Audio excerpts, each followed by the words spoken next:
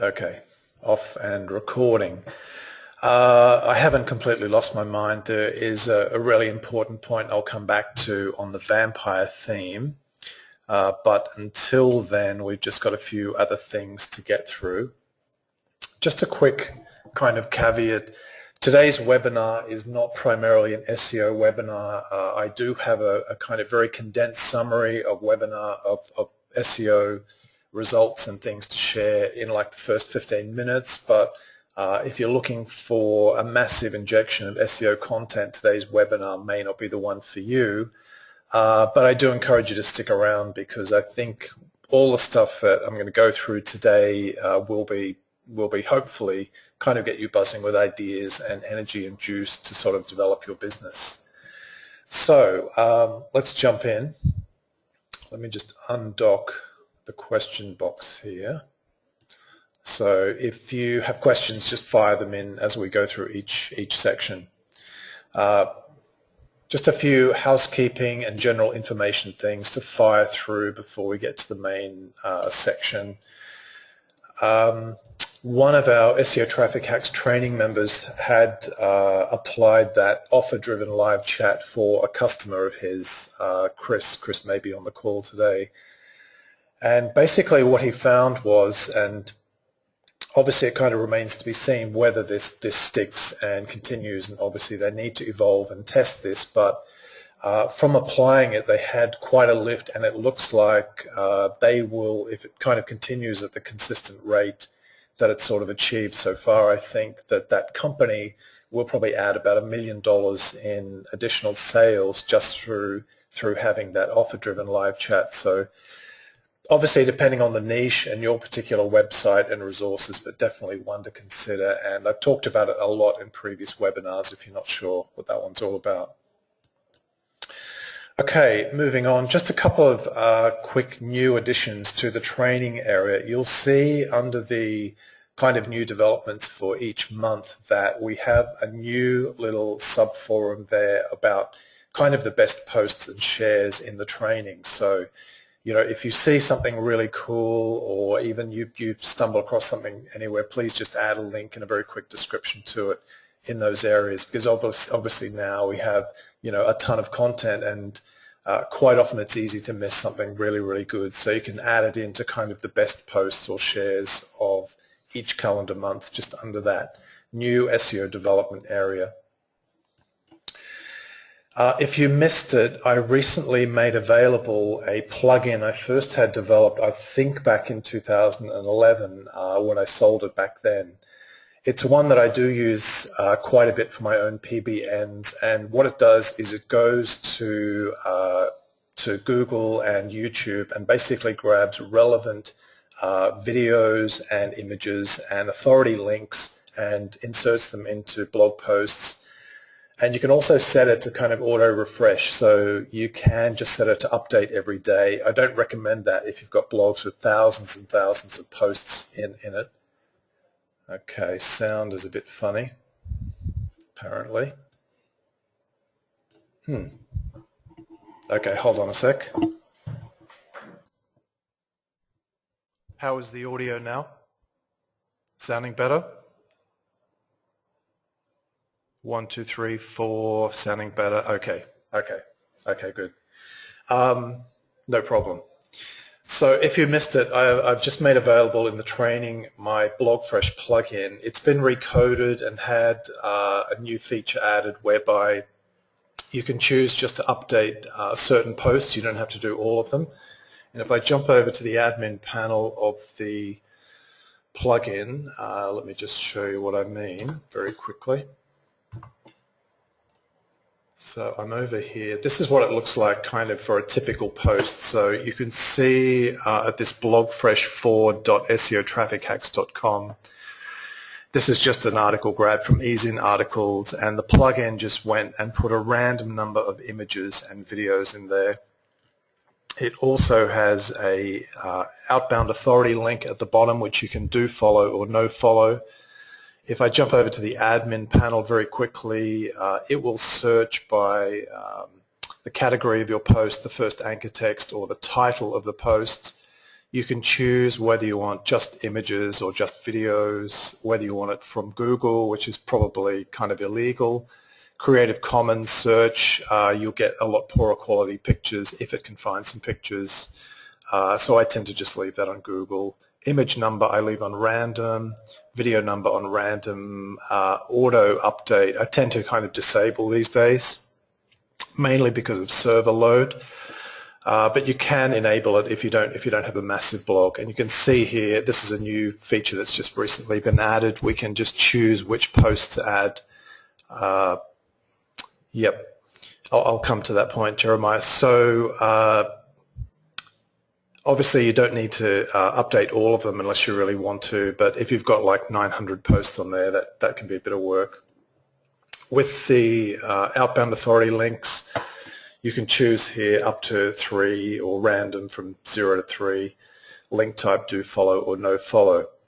The main problem I had when I first released it in 2011 was that even though it worked really well with all of the different hosting configurations that we could try at this end, when it actually went out into the marketplace, there were other kind of different hosting setups, and there were some conflicts and errors and things like that, and it kind of turned into a bit of a nightmare, to be honest.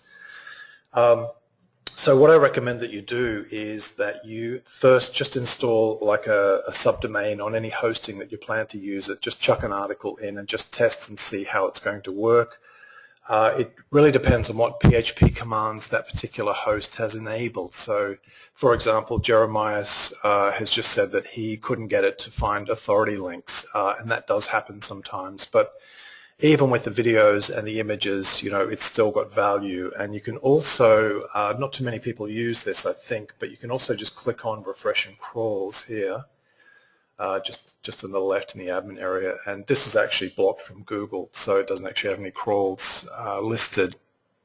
But you'll be able to see when, you know, you were last crawled by bots and things like that. What I used to find was after you did an update, you usually get recrawled pretty quickly. That can be found in the, I think it's in the August new developments area. So let me just go down there, click on here, August 2014 new developments, somewhere there. Let me just search for that.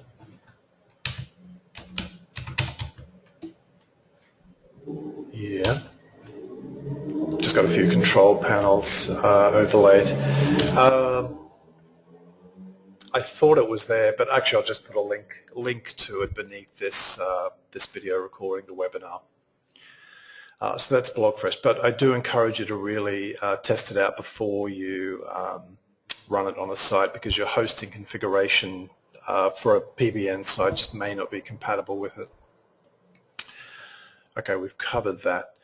Also, you may have missed, recently I did this research report for my blog, which kind of talked about 7 different affiliate offers in the law leads niche. And if you go to, you can also find this, I think, in the August new things area, and of course I'll put a link beneath this video and you can get the PDF. But basically on OfferVault there are a bunch of law lead offers. Now OfferVault, I think themselves, it's just basically like an affiliate marketplace. They aren't directly the affiliate platform or company that you would be working with, but you can go to OfferVault and you can find at least 7, actually quite a lot more of these very low competition, potentially high-paying lead generation for different kind of lawsuits going in the States. So, for example, this one, I think it's pronounced Depakote. So they pay $500 per lead. And you can see on the screen that Depakote's side effects get something in the order of almost 15,000. I've got quite a few GoToWebinar screens. So you can see we've got close to 15,000 searches a month for Depakote side effects, and also for lawsuit is about just under 400 and quite high CPC. So on the 400 one, it's $43 a click. On the 15,000 a month search, it's $12 a click, so quite substantial traffic there. And when we actually look in Market Samurai at the competition, this is on the side effects term, so this is the 15,000 searches a month or thereabouts.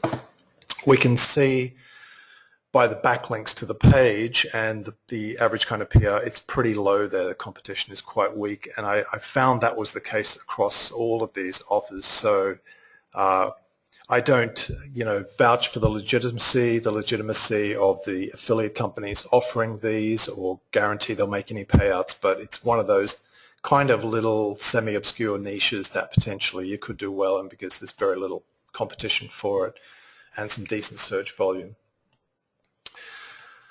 Okay, something else that I stumbled across during the week, basically, whether you like or don't like these guys or some of them or whatever, and I have my own opinions, but I'll kind of keep that to myself for the moment.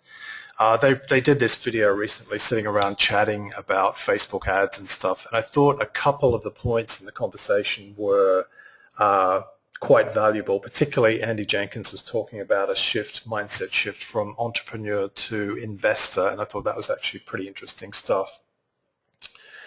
Some of the stuff they talked about with Facebook ads was quite valuable as well. So it's a 46-minute video. Again, that's in the new stuff in August. So I do recommend it. It's worth having a look for that. Basically, they're promoting Webinar Jam as affiliates, but there's other good stuff in there. Okay, getting there. Another way that you can identify links, kind of CNN type, White House type backlinks, like my broken link boss method, is with Scrapebox. And one of the training members had put together a PDF on exactly how to do this, and it's in the CNN, that thread in the training where it discusses all of how to do it. So you don't need Screaming Frog for this. You can just use Scrapebox. And I think that probably everybody on this call, has Scrapebox already. So it's just a different methodology that you can use for identifying those kind of trust flow backlinks, that those domains that don't currently have an owner. So worth checking out. Will be a link beneath this video as well. Okay, there were a few questions during the week about a new software platform coming along called Cloud PBN, and there were people sort of asking a bit about, is it any good or whatever. For what it's worth, here's my take on it. The crew promoting Cloud PBN are the same guys that promoted Video Vantage. They built it and promoted it.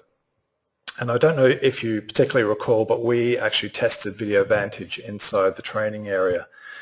And the main problem is that when Video Vantage was originally released and promoted, they said that basically the backlinks built by this pretty basic software tool were the ones responsible for all these high-ranking videos that they used on their sales page. It turns out on closer inspections that actually those particular videos had a proper big SEO campaign with a lot of PBN links, and that's what really got the rankings and not Video Vantage. The other thing is that if you look at the product review subforum on Warrior Forum, you'll see like a ton of complaints about lack of support, lack of willingness to refund on Video Vantage, a lot of buggy problems with the software, and they kind of, to cut a long story short, they sort of pissed a lot of people off with really bad service and a pretty buggy product that was kind of dishonestly promoted. So I think obviously you need to use your own judgment, but I think that kind of gives you a bit of a vibe of where we're going with Cloud PBN, and it'll be very interesting to see, if it's A, not buggy, B, if it's supported, C, if they offer refunds, if it's not working, things like that.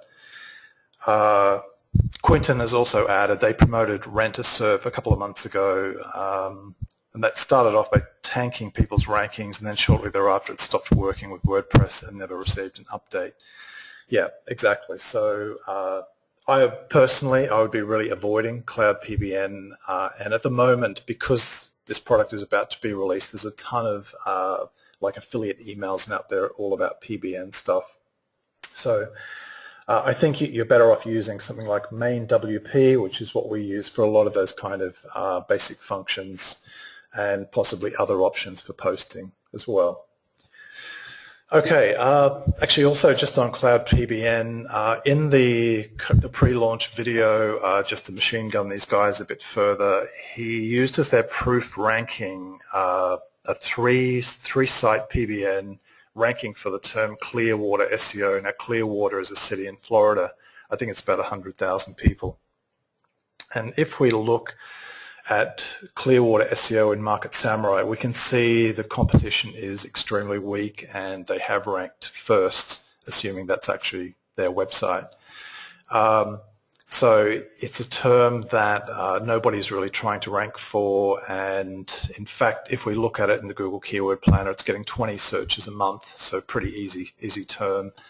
And in the video, the guy, Wyatt, or whoever he is saying, you know, see the kind of rankings you can get, and you'll have $5,000 a month SEO clients coming to you all day long with those high rankings. Well, I don't know if you're going to be doing that with your Clearwater SEO ranking particularly.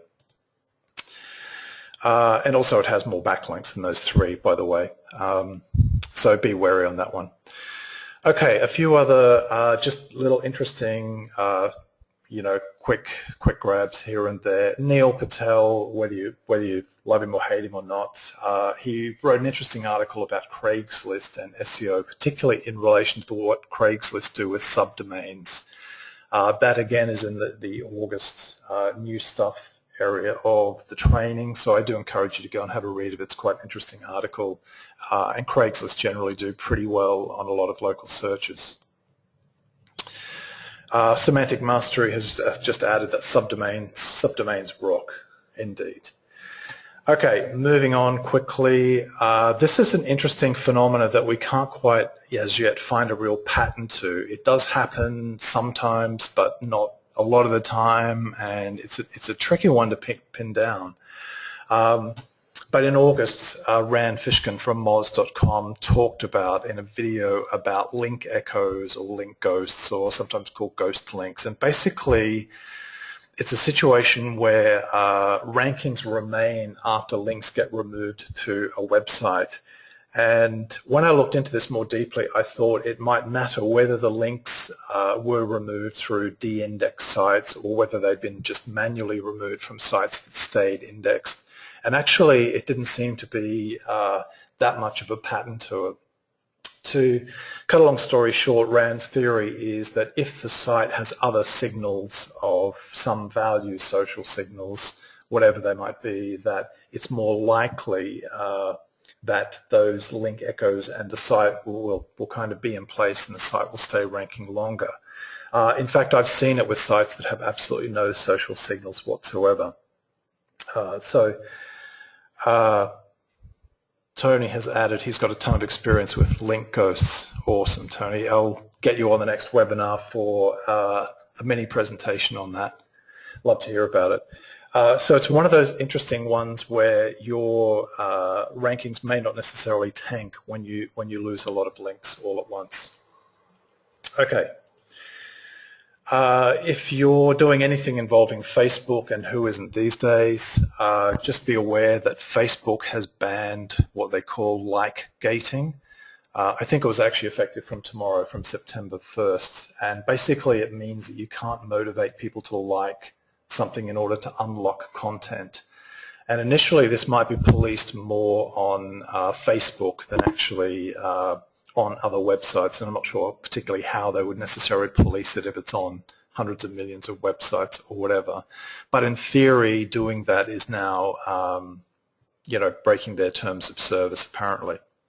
To me, I think that's a bit of a setback, and I think it's a bit more difficult to motivate people just to click on share, because those lame, ordinary share buttons I see on so many pages, and sometimes even on pages with pretty good content, just don't get shared or liked all that much. You do have to kind of, you've just got to motivate people and kind of just force them to do something, to act.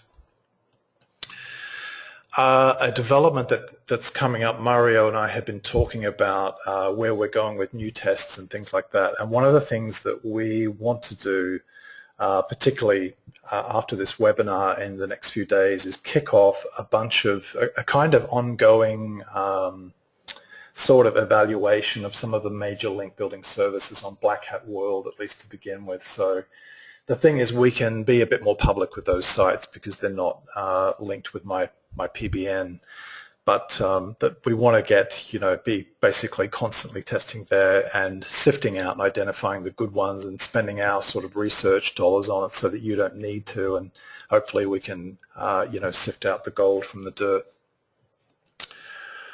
Okay, one other quick post that I added earlier this week. You may already know how to do this, but I wasn't 100% sure, and basically, this is in newly discovered hacks, in killer SEO hacks, and of course there'll be a link beneath the video. And basically, it's a methodology for posting to a lot of LinkedIn groups at once. Now, your particular niche may not have a lot of LinkedIn groups, or maybe it does. And obviously, when you're posting there, it should be to something pretty decent. And obviously, you don't want to spam them and just get your account banned. But basically, it's a way that almost like in just a few minutes, you can post to 50 or 100. If you've got that many LinkedIn groups, you can post to that many all in one go, all in one action, and that post details exactly how to do it. If you've already got a bit of good viral content on your site that you want to promote some more, that people have responded really well to, that could be a great option for obviously driving more traffic without Google as well.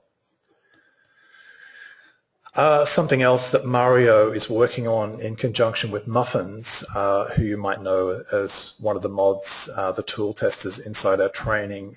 We're doing a lot on GSA at the moment, and I mean literally building millions of backlinks. And over the next few days or week, Muffins and Mario will be kind of writing up the different variations of their stuff on GSA. One general observation I would make from the work that those guys have done so far is that, since this May-June period and changes in Google, that GSA is finding it tougher to get rankings for decent terms. It seems like considerably more difficult now.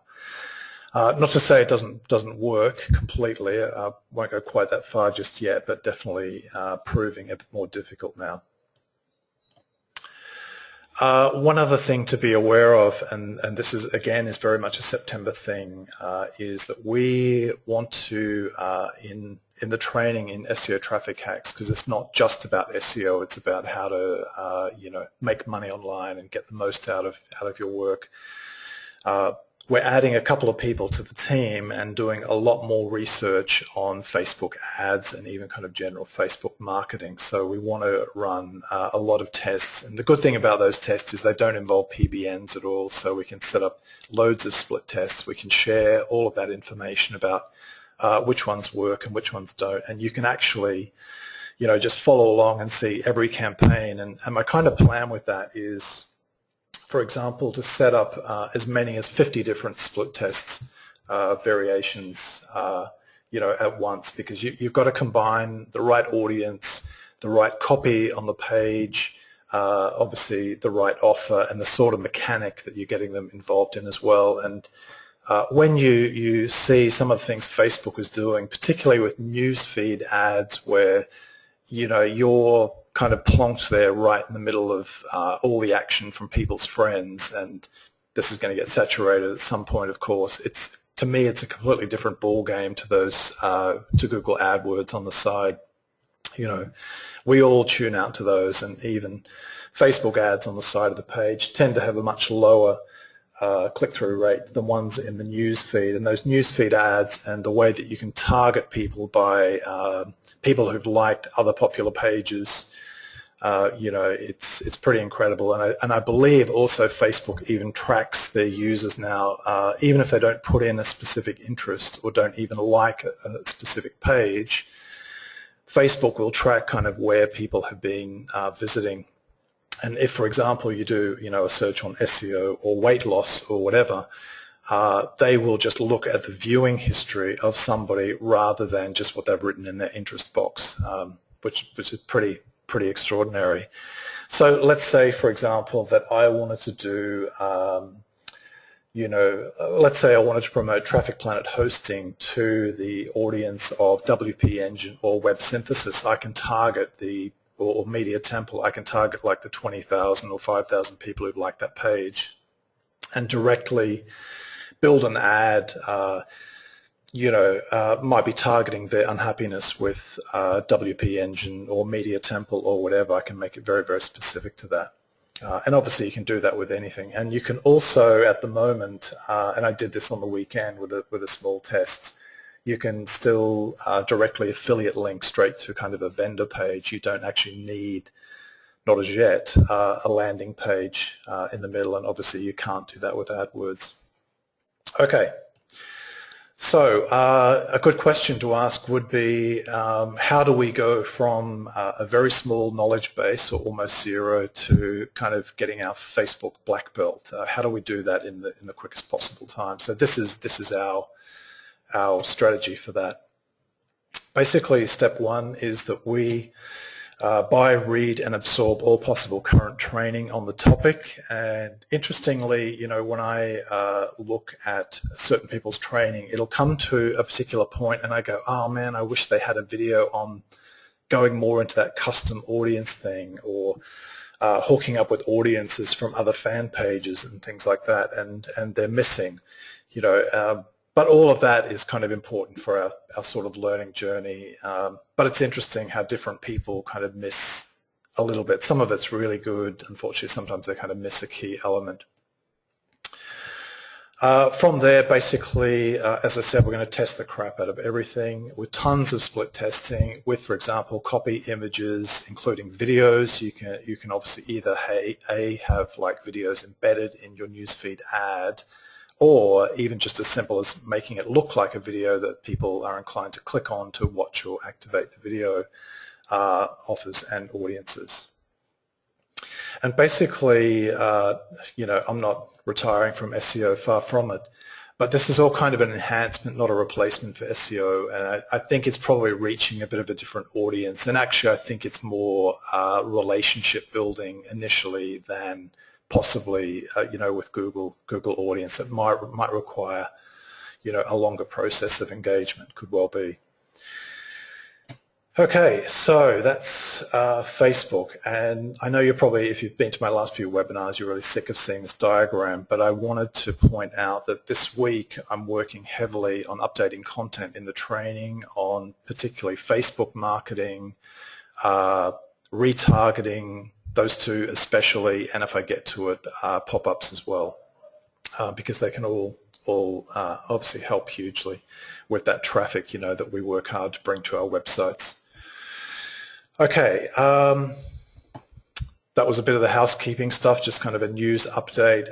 Now, before we get to the money stuff, let's just fire through, the condensed sort of observations from all the current SEO tests going on here at the moment. I know some people don't have experience like this, and to me it's just part of the kind of a bit of the randomness and variation that's normal, but might be a bit more exaggerated at the moment. That kind of one-ish month, whatever the period is, if you've seen it there, I mean, we're seeing it quite a lot here. That one-ish month new links filter is still mostly in place, so it does require some patience on the whole if you're talking with brand new websites. This is an extremely important point. So if you've got the TV on in the background or whatever, it might be good to switch it off for a moment. At the moment, what we're seeing here is that at any time of the day or night, the info and site colon domain checks are extremely unreliable. We clear caches all the time. We use VPNs. We have people in other locations check the same domains, and basically a domain that, for example, on my computer right now is showing as fully de-indexed is showing on another computer in the same office, often with the same internet connection, or someone, in a different office, because we have a few guys working outside the office checking it, and it will be fully indexed. We come back in 2 hours and it's reversed. It's fully indexed for me, but it's de-indexed for them, and we're seeing the same thing with the site colon command. It's extremely volatile and unreliable at the moment. Excuse me. And the guys working with SERP Shaker, I think Jim Bob, I'm not sure if he's on the call today, but he's finding massive fluctuation in the number of pages indexed or indexed from day to day. So I think one day he said he had 11,000 pages indexed. The next day it was 2,000. May have been different the next day. So we could say from that, well, so what? What do I do with that information? I think the important thing is not to give up on your seemingly de-indexed PBN at the moment. It could be some kind of volatility, some fluctuation there. Is it intentional? Maybe not. I mean, is M0St mainly used by SEO guys? Possibly. But for whatever reason, technical anomaly, sinister conspiracy, whatever, those, M0St are extremely unreliable at the moment. So don't sell off your PBNs. They may be completely fine, but you could just be getting a false reading on them. The other thing is that let's assume that you do have those sites have been de-indexed, you could still use those PBNs for Bing and Yahoo rankings. Now, because they'll still probably, be indexed for those and help there. And when this was first suggested to me, my first reaction was, yeah, but there's no traffic from Yahoo or Bing, it's rubbish, it's a waste of time or whatever. And while that's partly true, if you're going for much bigger terms, much more like higher level money keywords on Bing and Yahoo, those PBNs that could have lost value with Google could still be very useful for Bing and Yahoo. I would say the one thing is just be aware that their crawl rate is way, way slower than Google, and typically ranking in Bing and Yahoo, I always see kind of a significant delay between a good Google ranking and if it comes, getting good rankings in Bing and Yahoo, and I mean weeks. It can literally be weeks. So don't give up on your PBNs, and if you can just, you may not have even been tracking your Bing and Yahoo rankings. You might have quite good ones, and you might just need a few more good links there to improve that. So don't give up and recheck. All of those kind of quote unquote de-indexed PBNs. We're finding a lot, and I'm talking, a scary high number just fluctuating in and out here between showing as fully indexed and de-indexed as well. As something really peculiar that I haven't quite seen on that level before. Okay, you can switch the remote back on the TV now. I'm joking. Okay.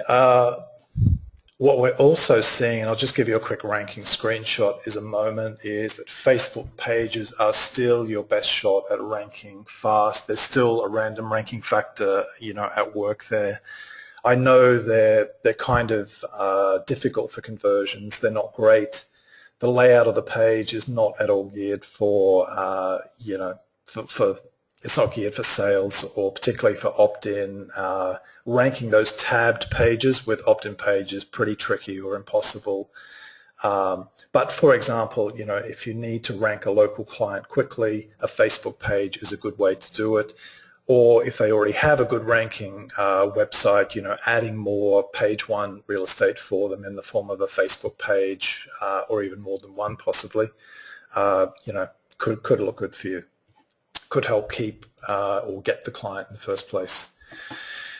Keep those anchor texts highly varied. One of the things that I was very keen to test over the last few weeks was whether the money anchor sensitivity had been turned up or not.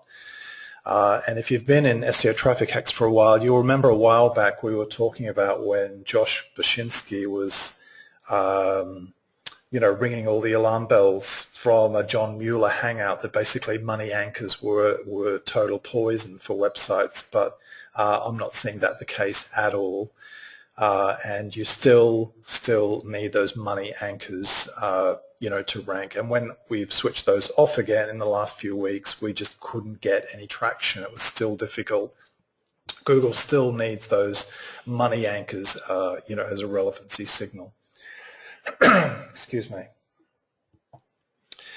The other thing is, and there's a lot of debate about this, I think PBN single topic theming is probably still unnecessary, and it's kind of a step I'm a bit reluctant to fully commit to. And what I mean by that is, let's say, for example, that that I wanted to rank a site about hypnosis.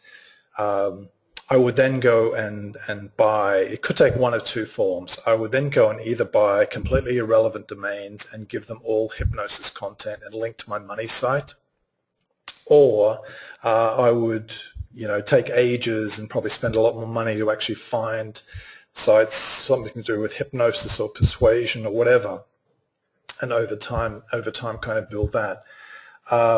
Both of those obviously limit down what you can do with that PBN. I can't then use my hypnosis PBN to help rank weight loss or dating, although actually hypnosis might be a good connection for that one, strangely, or SEO or whatever it might be. So I think, from the results we're seeing here, the multi-topic PBN still works, but we've got to deal with things like that kind of new link sandbox, this weird de-indexing going on, and just kind of needing a bit more patience, unless we're using something like a kind of a Facebook page there. A lot of rumors that Penguin 3 is about to be released, and people who've gone through all of the torture over the last, 10 or 11 months of cleaning up a website, trying to save it, desperately hoping for a Penguin 3 refresh, but Google has said nothing, confirmed nothing, so it's just a case of, when it happens, if it's going to happen. Okay, this was a page that we stopped building any new links to at least a month ago, and it just kind of stuck there, and in kind of the last week of August just popped up, and in fact I think it's in number 3 position at the moment there. That's typical of the ones that were, exhibiting that kind of 1 month link filter going on. Here's a batch of Facebook pages that we were testing, 50 PBN posts, multi-topic PBNs. These top 3 here got their links around the 20th of August. The number 1 ranking that we have there is a lower term, but we've got a reasonable number of page 1 terms that's in a gaming niche. And these guys kind of popped up pretty quickly. And these are actually separate of the ones that Mario was working with, like he had some sports ones and things like that. So this is kind of a separate batch, and those other guys are still ranking as well. So just some final thoughts here, because I've got a ton of other stuff. Keep the coffee coming, guys, because you might need it. Could be a bit of a long one, but hopefully worth it. So just to kind of summarize here, Google's main weapons against the PBNs, obviously that random ranking factor, but that's kind of against probably all SEO, not specifically PBN. That new links kind of sandbox issue. This de-indexing, remember that's highly unstable to check at the moment.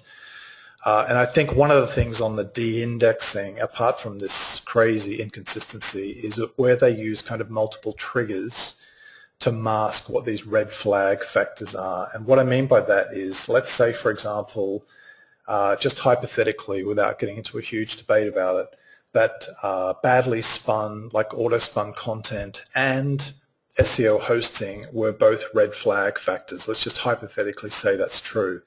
So Google flicks the switch on both of those at the same time, and it makes it very difficult then to separate them from each other. And you have a lot of debate because people will say, my SEO hosting is absolutely fine, didn't get de-indexed, I have auto-spun content. And it also, if it doesn't wipe out, every single site on every SEO hosting company in the world, or every blog network that has badly auto-spun content, if it doesn't wipe out every single one of those at once, suddenly now you have a lot of debate and confusion about what it is. And for us, basically what I'm doing, and I recognize that there's a deep, flawed problem in this methodology, but I'll come to why we're doing it in a sec. What we're doing here, and it's not easy, it's a bit of a tough pill to swallow because of the work involved, but we're moving off SEO hosting. I'm not necessarily saying you should completely abandon. I'm just saying for us, for security of a lot of blog sites, we're going to move off SEO hosting.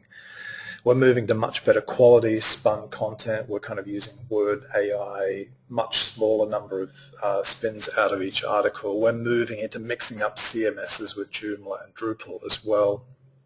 But the thing is, and here comes the flaw, we won't know until the next major round of kind of de-indexing, if that's helped. And the problem is, because we've done more than one thing at once, how do we then identify the key factor? But it's more about protecting the assets that we have than pinpointing it. It's exactly this reason or that reason.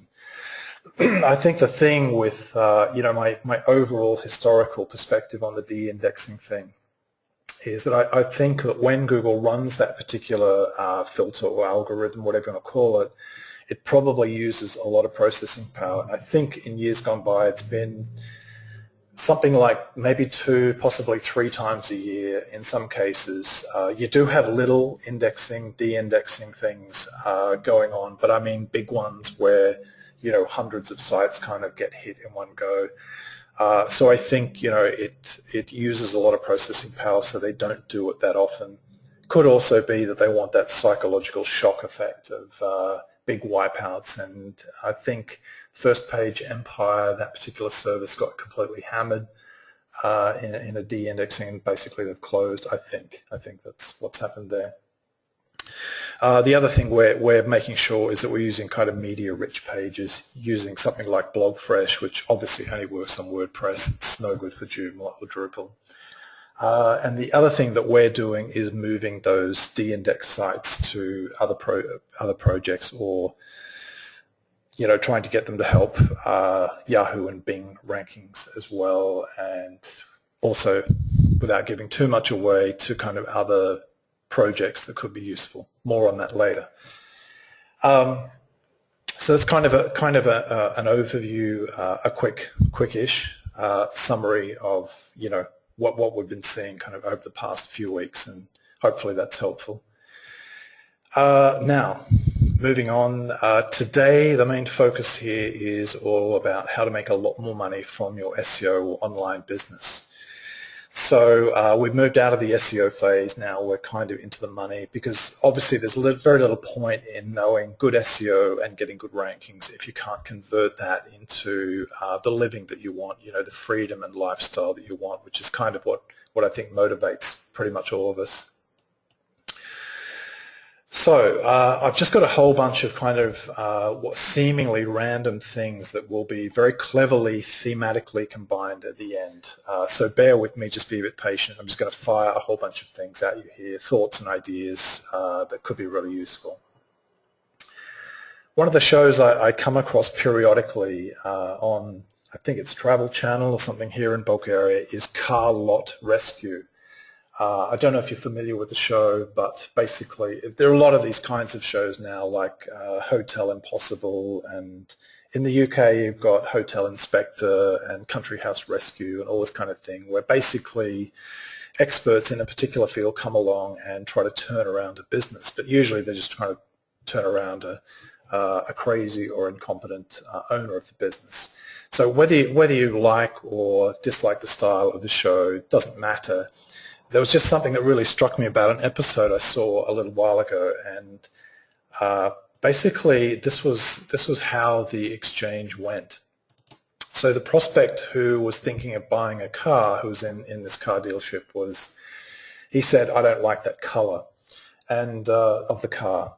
And the normal salespeople in there, you could see when they got an objection like that, they just caved in and they just were like, holy crap, like, oh no, I can't sell that guy a car, he doesn't even like the color.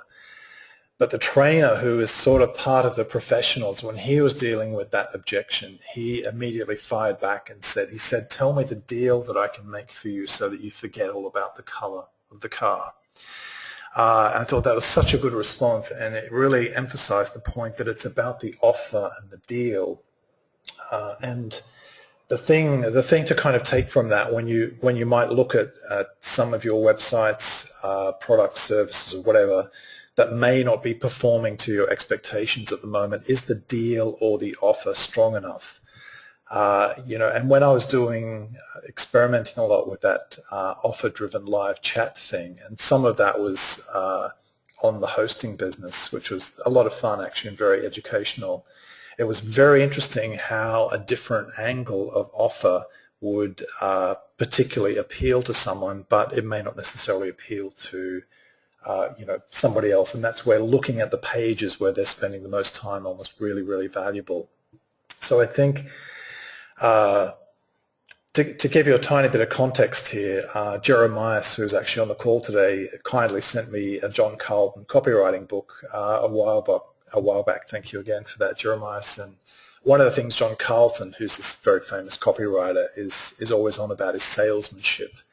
And I think that's a bit lost. We have a bit lost that in all the technology and backlinking and tools and systems and all of that. And it kind of comes back to this car lot rescue thing. It is kind of salesmanship.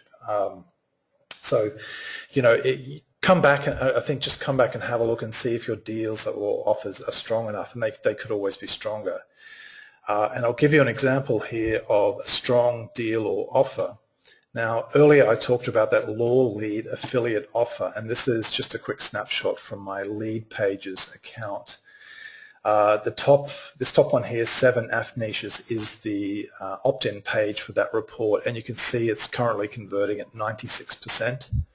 And I don't think many opt-in pages convert at 96%. In fact, even down here, like an old webinar from April at 38%, that ain't bad. But anything here, you can see where you've got a stronger offer, and kind of deal, I guess, can be extremely powerful. But you've got to really look hard at it, obviously look at the competition and see if you can really strengthen it. And I think the worst thing to do is to just kind of give up on it and walk away unless you're convinced it's it's really dead. It could just be that you need to just strengthen that offer.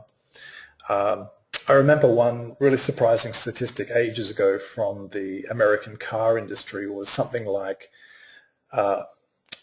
Ford or one of the big companies, all of their profit actually came from finance and leasing on the cars. They actually made no profit on the cars. And if those guys didn't have a good understanding of that in their business, they'd be out of business. Well, they kind of were until they got bailed out. That's another subject. But it's just that point, like, what is the deal? Most people don't particularly care. They're not car people. It's more about the deal or offer that they want, whether it's leasing or finance or whatever. I digress a bit there. That's Carl at Rescue. That's the opt-in page for that 96% one.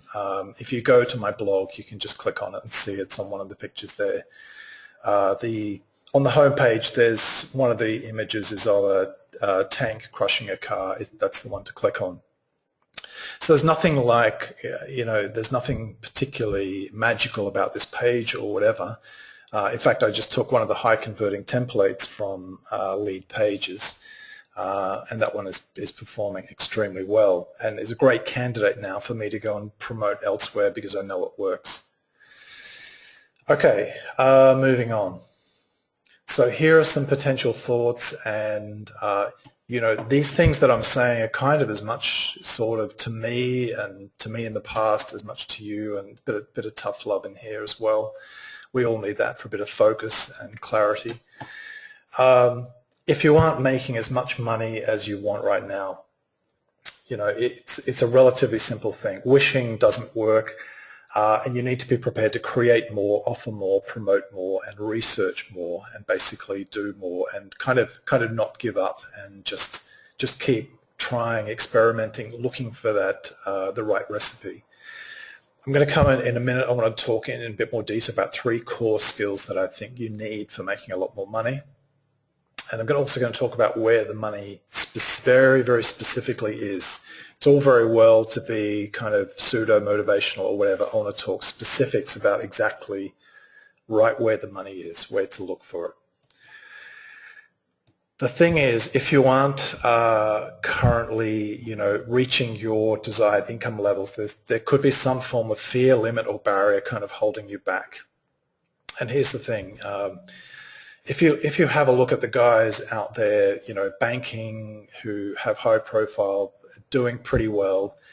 I know who's on this call today. I know the level of the guys in SEO traffic hacks, and you guys are actually way smarter.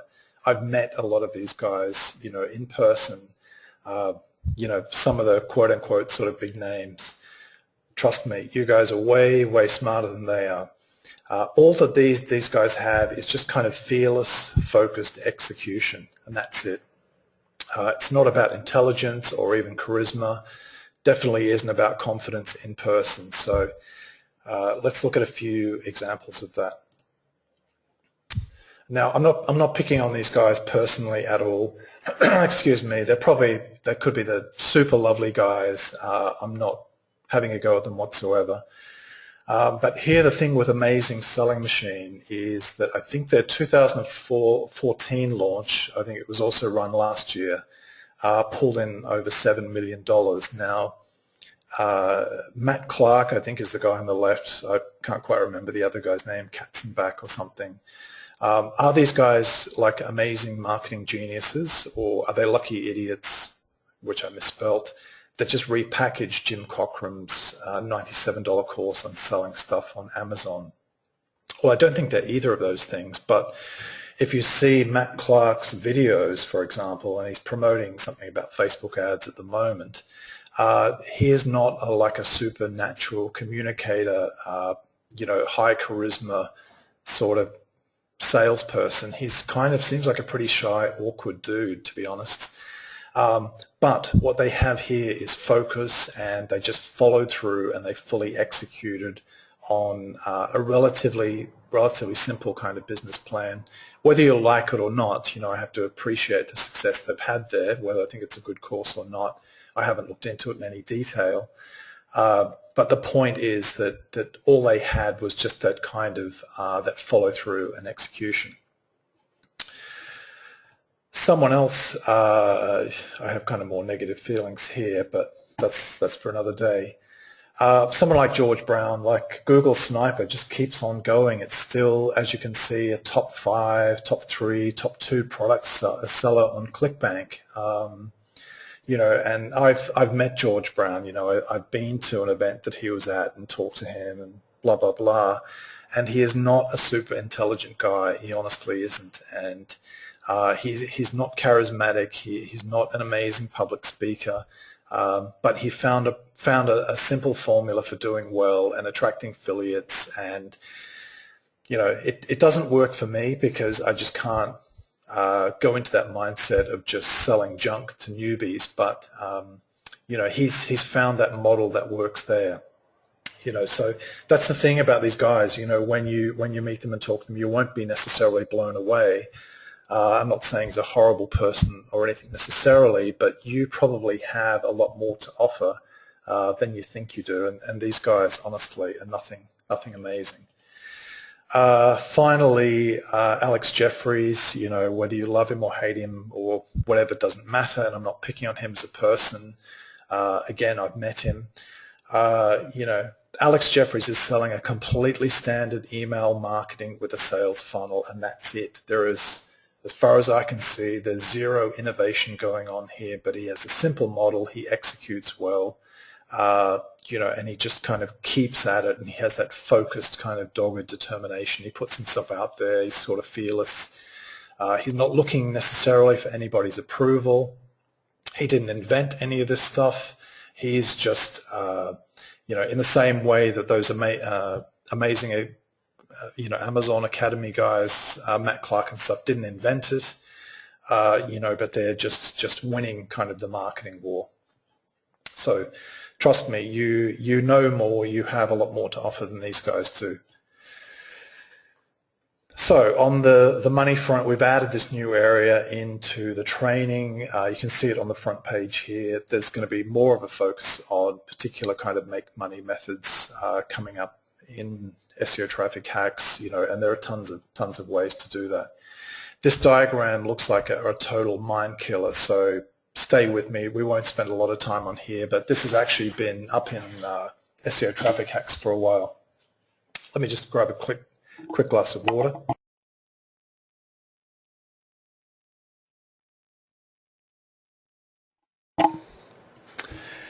Okay, so basically this is not meant to be totally exhaustive, and the way this diagram works is it's sort of a hierarchy from the bottom to the top of sort of online business, including SEO and IM kind of stuff.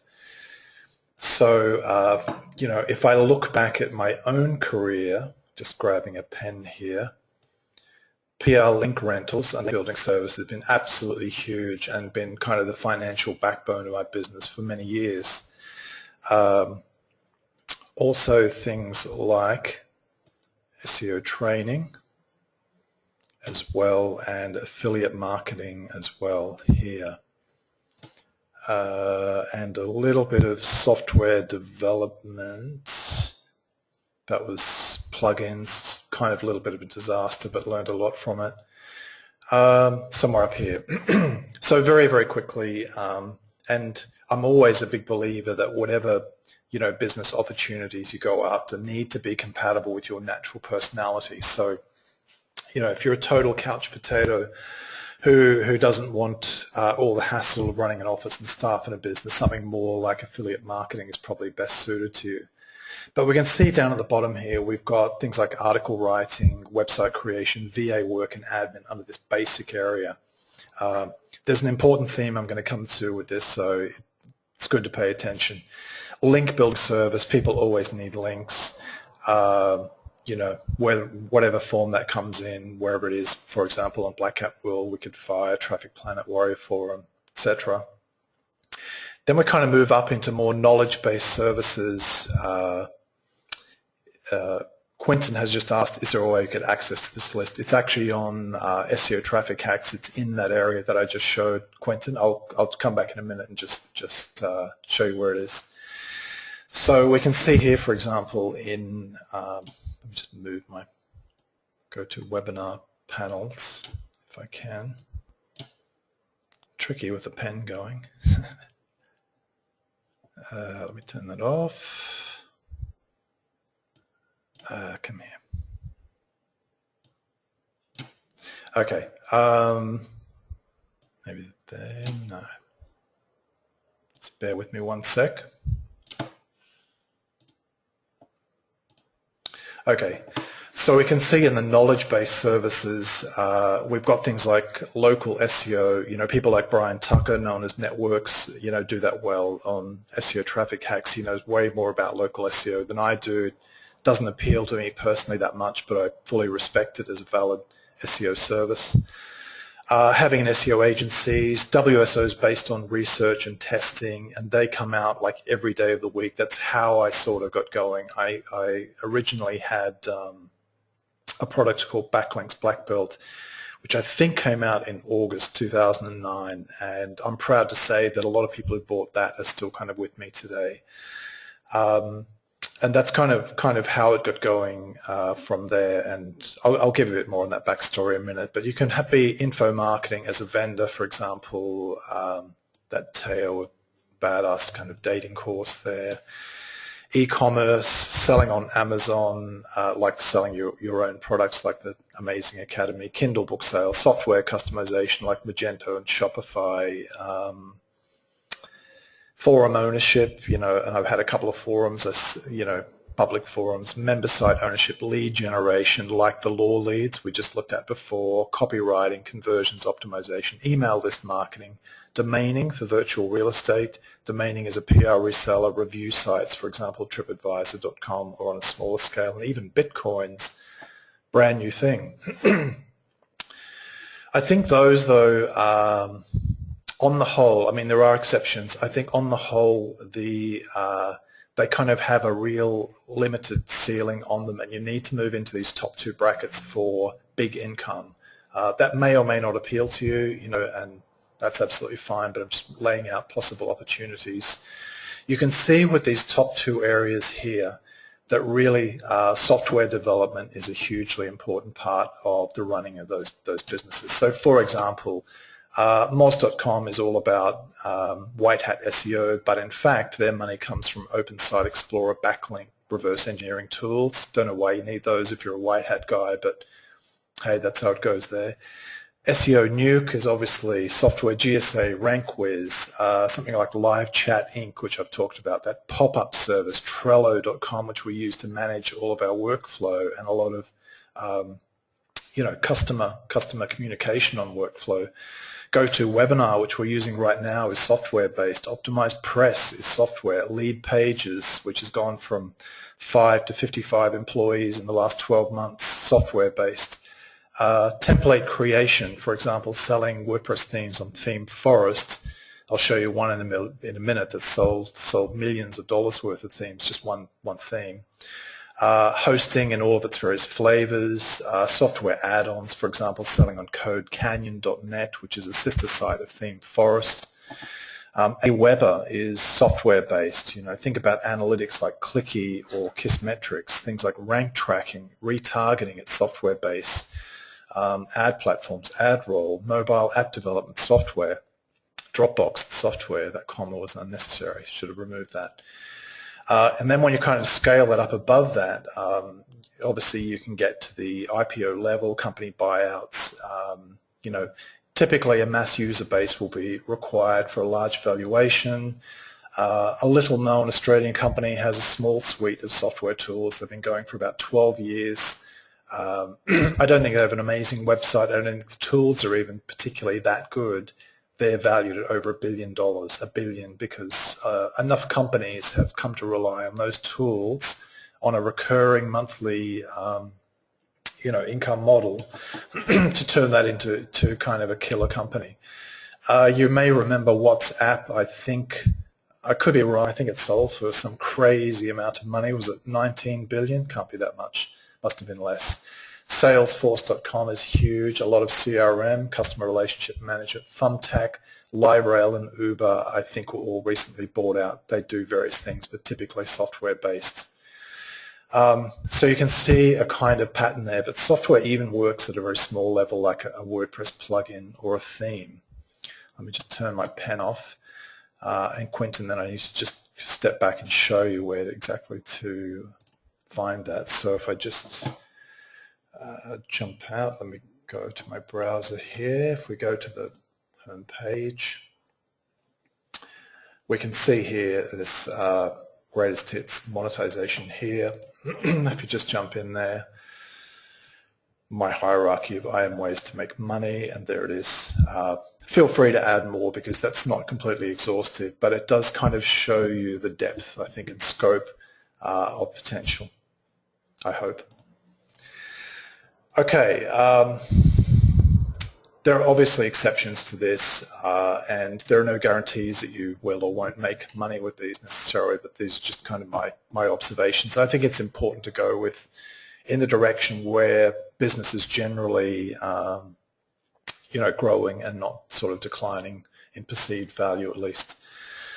Generally speaking, the perceived value of training is kind of going down, and I know firsthand as a Udemy seller that almost all of the sales figures on Udemy are inflated by a massive number of free giveaways. So don't believe it when you go to Udemy and you see that 30,000 people have bought such and such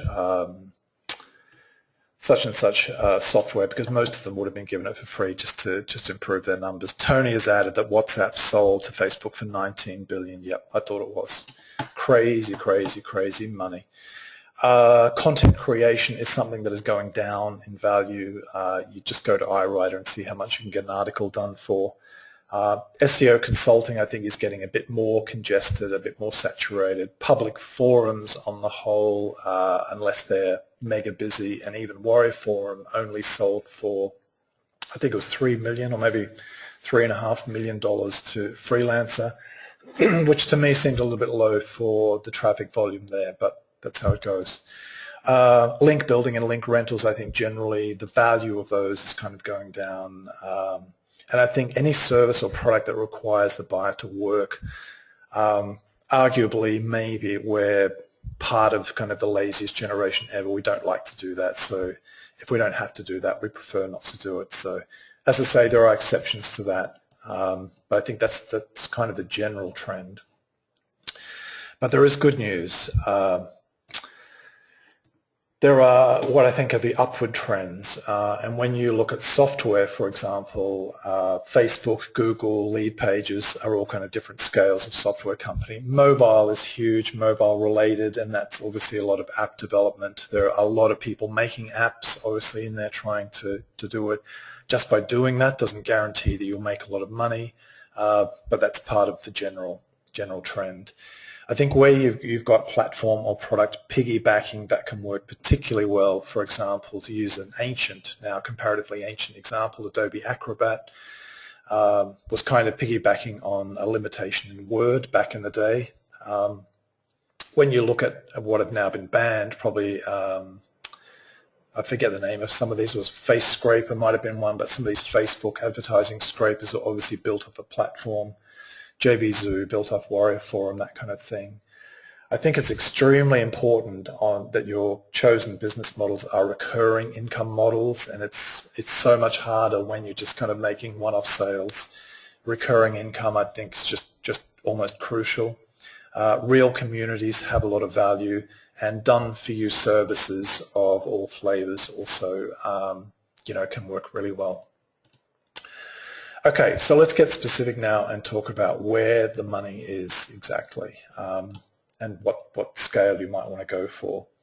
So the things that people always want, and here I'm obviously talking about SEO and internet marketing specifically. People want links, and that, as I said, like with my link rental business, which in gambling and various other niches and all different kind of flavors and configurations over the years, that has really been the financial backbone a lot of my kind of SEO career. It isn't possible for me to go out and pursue every single kind of affiliate opportunity, and that can kind of go up and down with product sales, rankings, whatever. But things like link rentals, where you're on recurring monthly income, just is a rock solid, as much as anything can be in this business, rock solid kind of foundation. So links come in all kind of forms, and if you go to Black Hat World or Traffic Planet or even Warrior Forum or Digital Point, you can just go and see what are currently popular, which threads have the most action, the most views, what people are really looking for, what they're prepared to pay for them, that kind of thing. I think in a way, with the SEO knowledge that pretty much everybody on this call has, that's one of the simplest business to get into. It may not be the one you necessarily want to do. It's not your dream project necessarily, but it could be a very, very good foundation for, more interesting kind of passion projects or whatever, if you've got that financial base providing good resources. People also need articles, but here we're talking really about at the base level, and I think you've got to do kind of what Brad Callen has done there and look at setting up platforms to it like iWriter, which generally seems to be pretty well managed. The quality on the cheaper articles is pretty iffy, pretty dodgy, but actually I've gotten very good articles on the most expensive level, so not too bad. People are also looking for, and I'm going to come back to that vampire thing that we were looking at the very beginning. People are looking for specific blueprints. They kind of want their hand held to walk through a new process. I need that if I'm going into Facebook advertising or whatever it is that's a new area. I'd like a training course to kind of walk me through step by step and for want of a better way of putting it, hold my hand kind of through that. And we know that Amazing Selling Machine is pretty successful. I'll come back to another reason for that success in a minute. Coaching, I know he's kind of at the top level, but Brennan Burchard charges at least $100,000 for personal coaching. Obviously, a lot of other people do it for less. People want access to lists like JV mailings or solo ads, which I've never been that much into myself. And people are into, what they really want are solutions that trade money for time, including software. software from the simple to the complex, and you don't need to be a developer. Like I'm not a developer at all, and I've developed, a few different software things so far, and actually have 3 more currently in development now. And something like hosting, people need or want that. I know going to a hosting company is not easy at all.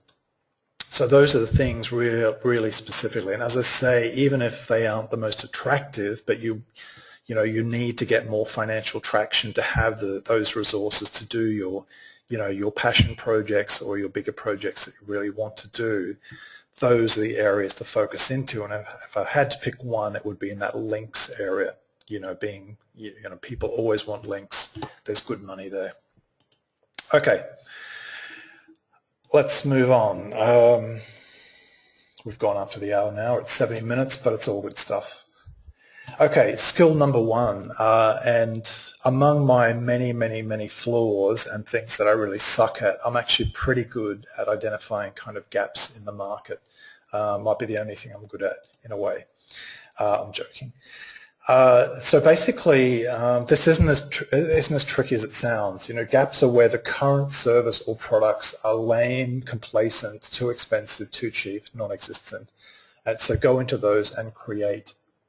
When I first went into kind of SEO more seriously, which would be kind of the back half of 2009, at that time on Warrior Forum, the main, this might seem, I'm not knocking these people, but this might seem a bit ridiculous now, but the SEO leaders at that time on Warrior Forum were Angela with her $5 a month backlink packets. That was kind of the extent of where SEO, more or less, at least associated with Warrior Forum, was at that time.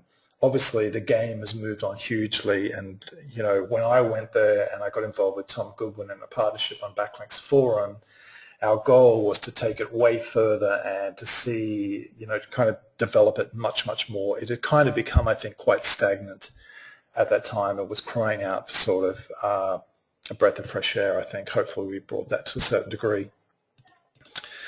Now, obviously, this gap idea is nothing without the execution and getting it up to a sellable stage.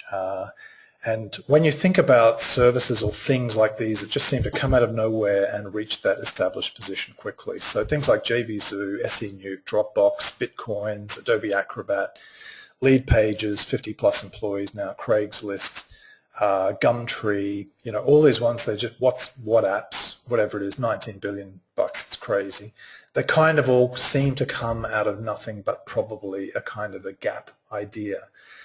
Now, just having a gap idea doesn't guarantee, instant wealth and riches and billion-dollar offers from Facebook, but it's going to give you a shot, and you're going to, if you've done your market research well, you could be off to the races very very with something there.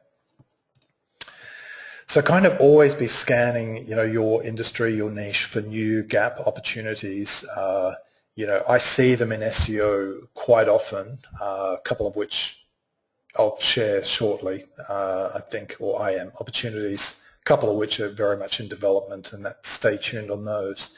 The thing is to always kind of be scanning your industry for new gap opportunities, and you kind of want to sort of tell your brain to work on it while you sleep, or, your subconscious or whatever. It's amazing what the brain can see once it kind of starts looking for those gaps.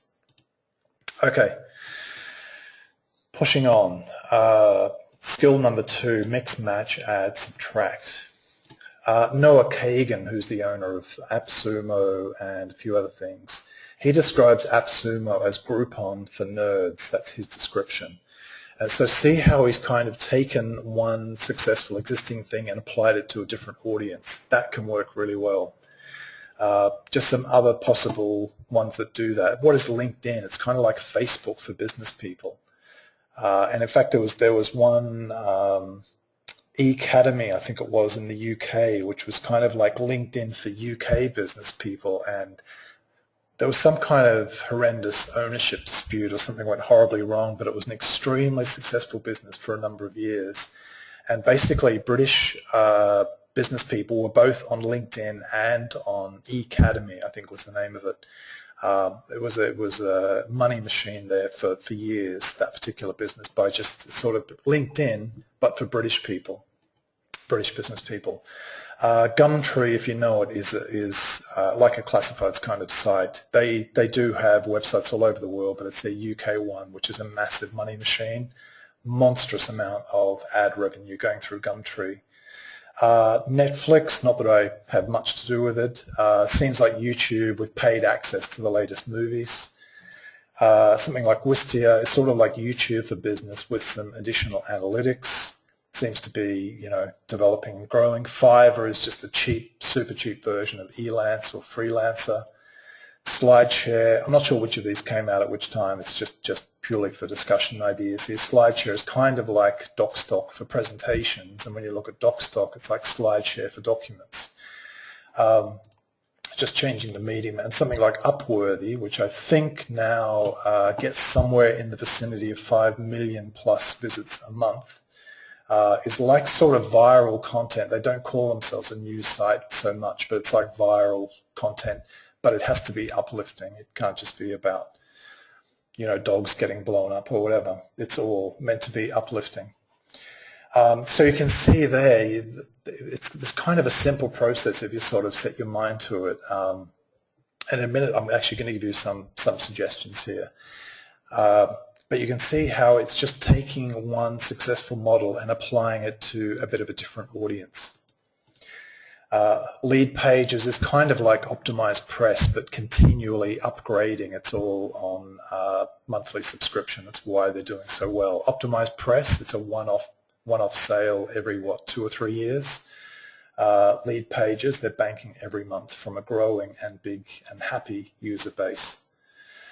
Here are just some quick ideas that I thought of, some of which have been sort of swimming around in my brain for a while, some just new for this webinar.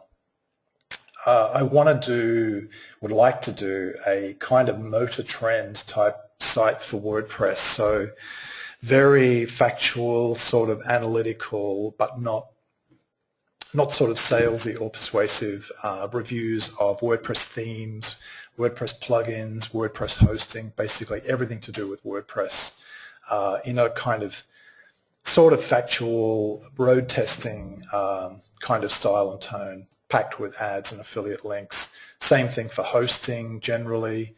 Also e-commerce, which is a huge market and now has a growing number of platforms. You could do case studies, evaluate templates, extensions, payment processes, etc. Build a real dynamite hub there.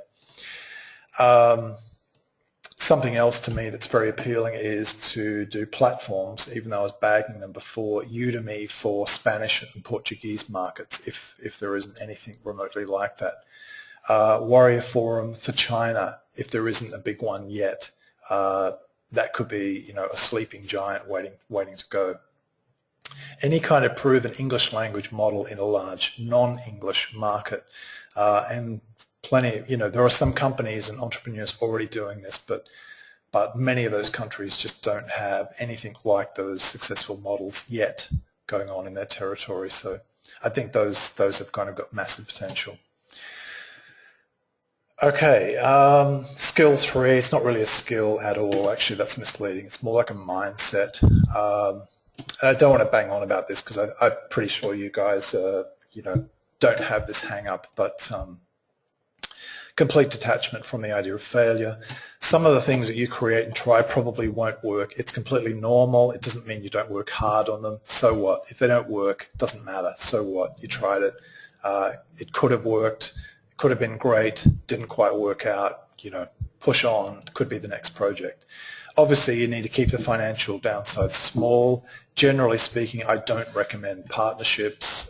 They can be full of conflict and stress on the whole, but just keep that financial downside small. And the other thing is that the eventual business that your kind of killer business, your big one, could be very different from what you expected or knew about 6 to 12 months ago.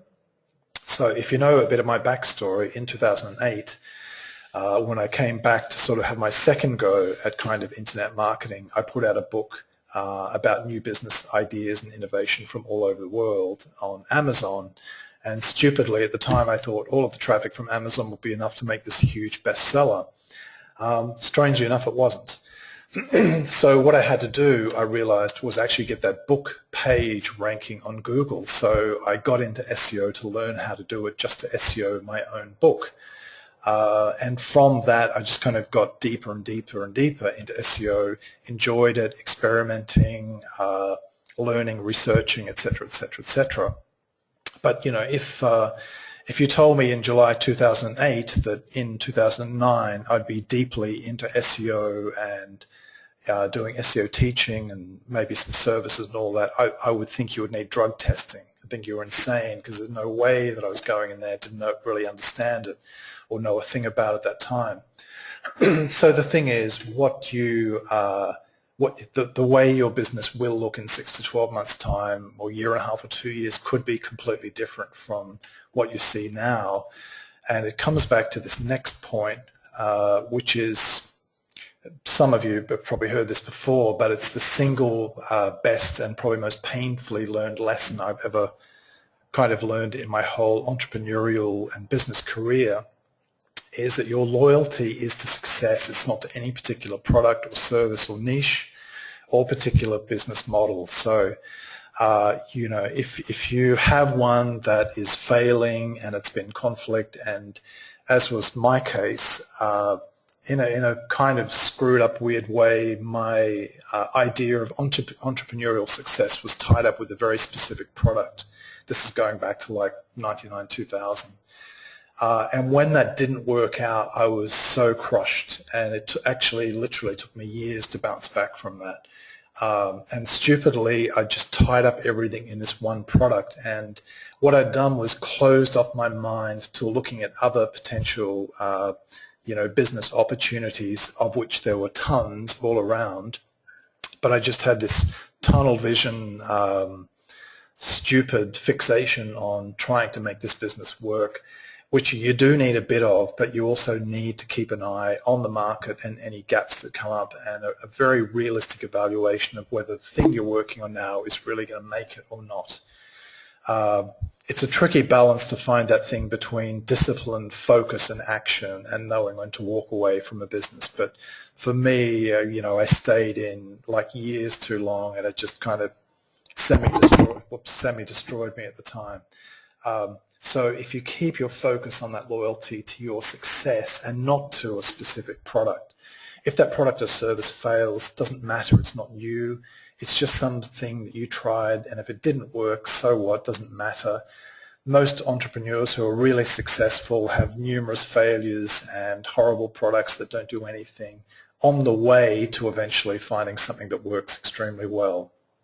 The trick is to develop that kind of emotional toughness and grit, I guess, to just push on and keep going and keep looking for those gaps and those new opportunities to come up, because they are kind of all around. In fact, that last screen was just a bunch of potential opportunities there. So the clock is running. There's no need to wait. Okay, very quickly, let's run through, if we are dealing with SEO products, some potential audiences. And I am getting to the vampire thing at last. Warrior Forum, audiences for services or products. Here, really, we're talking mainly newbies, and this is by far and away the largest audience. When Matt Carter and I did SEO Experts Academy, which shockingly now I think is 3 years ago, it might be, which is scary, and we looked at all of the traffic stats on the course. All of the action was in basic, in the beginners area, a little bit in intermediate, almost nothing in the advanced area, which is shocking. So the thing is, this is the biggest audience, you know. This is who the George Browns with Google Sniper appeal to, and probably to a certain extent that amazing academy stuff appeals to newbies who are not that experienced. I know there are more experienced guys doing it as well, but I think on the whole it's appealing to that newbie thing. Here's where it gets like vampire movies and TV shows. I'm in my 40s now, and a lot of TV shows or movies that come on, I just groan because they're so cliched, and we've seen this so many times before. You may have a similar experience. But the fact is that for teenagers, these are their first ever vampire movies. For newbies, Warrior Forum is new and fresh.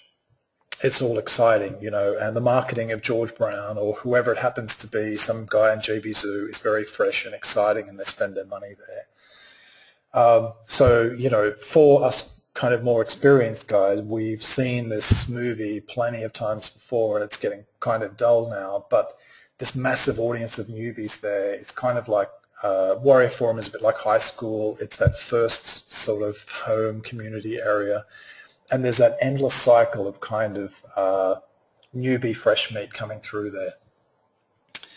Jeremiah has bravely added with an admission he wasted so much time on Warrior Forum when he started in 2008. I think we all did, Jeremiah, so you're not alone on that one.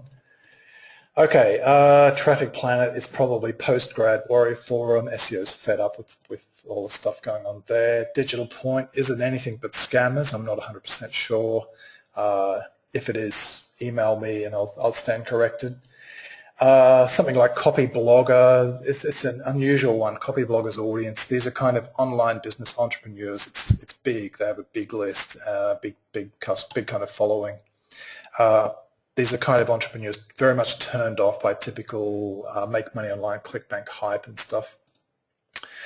Wicked Fire and Black Hat World, kind of more experienced black hatters with potty mouths. You know, they say what they think. They don't pull any punches over there at all. So you know, if you're looking for link selling or SEO type products, those are probably going to be your main marketplaces. And obviously, at any time of the day or night, you can jump onto the infamous, I was going to say famous, but infamous WSO section and just see what's popular there, what's working by views and replies. And you can see here, these were obviously released at different times. The bottom one might be a brand new one. But the top one here has got 40,000 views and almost 500 replies. Looks more promising. So here you obviously need to align your service or product with the right audience. You know, if you go over to Black Hat World with some WSO type product for raw newbies, they'll probably eat you alive over there. But obviously that can work extremely well on Warrior Forum, which is sort of newbie paradise, I guess. Obviously on JVZoo, you can go there and just toggle and you can see exactly what's selling. We've got some video nonsense here that sold 23,500 copies. Easy Sketch Pro, whatever that is, sold 12,000. They might be good, I have no idea, to be honest. But the point is you can see what's kind of hot at the moment, what's popular and working there.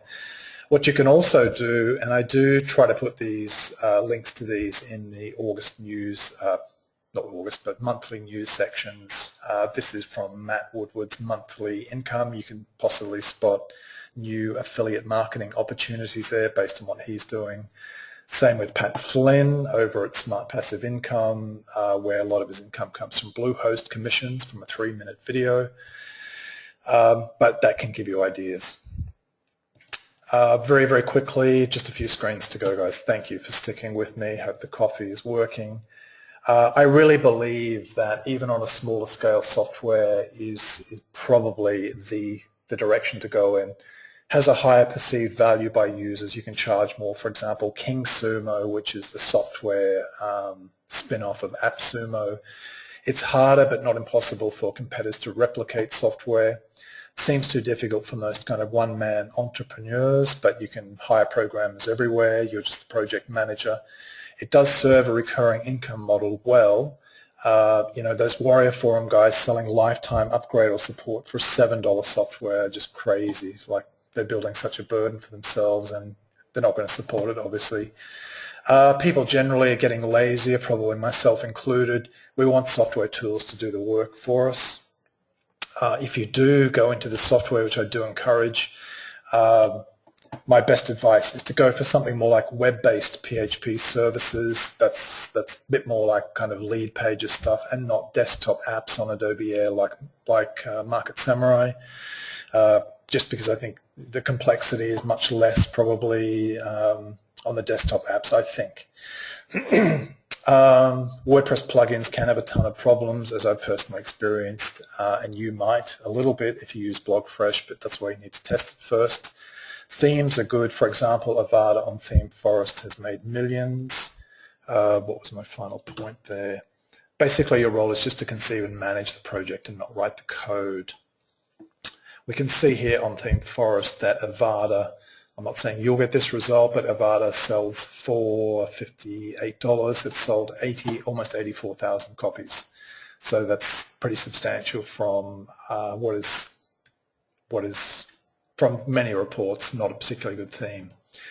Here we're at King Sumo, and actually they've changed their prices recently. It used to be $99 a year for this plugin, which is split testing different headlines. If you've got more volume, a lot more volume, it's $500 a year. Okay, final summary, down to final two screens. This is just my quick perspective on the money thing, apart from what I've said above there.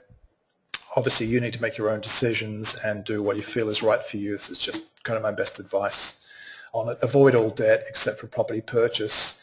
Time passes incredibly quickly. I think it's like 30-something years now since John Lennon was killed, and I can vividly remember that. 13 years since 9/11. First Seinfeld episode was 25 years ago. It's crazy how quickly time passes, so we all need to kind of get moving. In business, kind of create platforms like iWriter, more than just standalone products if you can. Make more things to sell or offers. Be a specialist, not a generalist. Most people are generalists and not that successful. Be the specialists. That's why you're here on this webinar. Kudos to you. Commit to learning, researching, and testing. Don't get emotionally attached to specific products. I talked about that. Whoops. I've gone too fast there. Focus, we all need to do that. We've got distractions all around us. Know the numbers in your business, conversions, traffic, analytics, blah, blah, blah. A big one is don't care about getting the approval or permission from anyone. Those guys I showed before, like Matt Clark and George Brown and Alex Jeffries, they ain't waiting around for anybody's approval or permission. They just do it. That's their kind of quote-unquote secret. Easy to forget this one because we spend so much time on laptops and computers. Good to physically look after yourself, go out and walk with the dogs or whatever. And there have never been so many business opportunities as there are right now, and hopefully from today's webinar you've seen a bunch of them. Now, this really is the final screen, I promise, guys, because we've gone way over time here. Don't wait around. Time is passing anyway. I mentioned about Seinfeld. Research, get creating, get ambitious, get serious, and get clarity. Or you may be perfectly happy with your current business level, in which case ignore that advice. I think your only later regrets in life will probably be what you didn't do, not what you tried and maybe failed to do. And if you failed, who cares? Doesn't matter. The tools all exist today, unlike my crude Star Trek episode in Year 7, and I had to cut that story from this presentation, but I promised to put it in a future one. It's a compelling, fascinating story about my childhood. And knowing what I've seen from what you guys write and talk about in the training, you are not lacking one thing to have massive success, at least on the level of those guys talked about earlier. You just got to decide why you're waiting, what's the limit.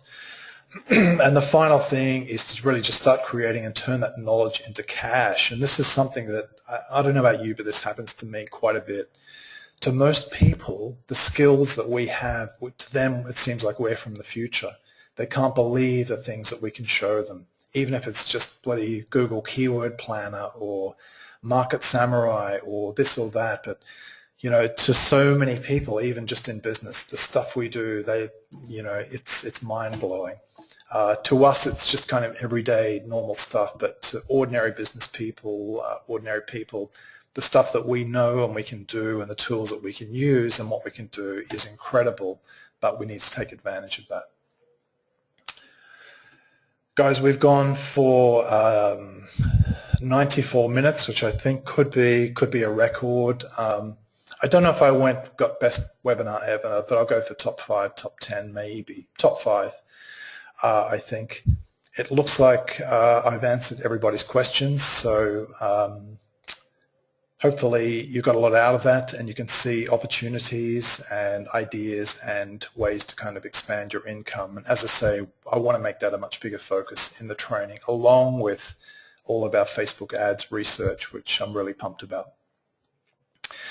Guys, wherever you are, good to hear, Quentin, thank you. Wherever you are, have a great day, and Jeremiah says top 5 for sure. Awesome, thank you. Have a great day there, and I look forward to your comments on this webinar below it, or even just generally via email or in the training. So have a great day there again, guys, and talk to you soon.